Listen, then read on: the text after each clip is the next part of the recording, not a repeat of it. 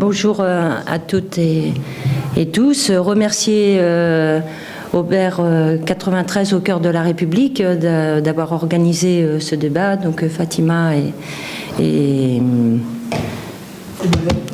Boualem et non Zina et Zina d'avoir organisé cette journée qui fait un peu suite à cette grande manifestation qui a eu lieu au Bourget il y a déjà 2-3 mois, où il y avait un grand rassemblement pour l'Iran libre.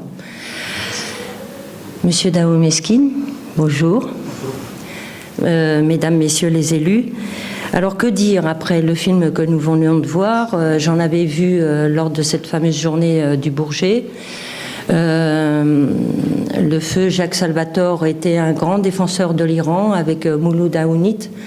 Tous les deux étaient partis sur le même créneau pour avoir rencontré donc votre éminence et vos collègues et avoir discuté avec eux et défendre cette cause donc et de ce fameux massacre de 1988 et qui est toujours perpétué aujourd'hui puisque il y a toujours la peine de mort en Iran et dans d'autres pays, mais en Iran particulièrement puisque c'est le pays qui exécute le plus d'individus par rapport au nombre d'habitants. Donc, les chiffres font un peu peur, 30 000 donc en 1988 et pour cette année presque 1 millier. Donc c'est vrai que j'ai une pensée profonde, un souvenir très profond, un peu comme la loi de Simone Veil, de la loi de Robert Badinter, pour lutter contre la peine de mort en France.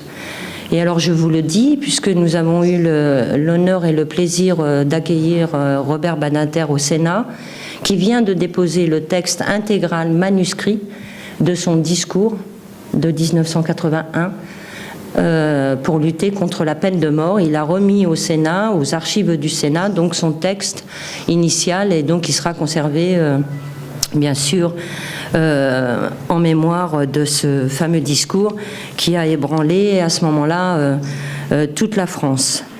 Je pense qu'il faut vraiment s'y attarder et vraiment prendre des positions qui sont claires par rapport à ce pays qui exécute hommes, femmes et enfants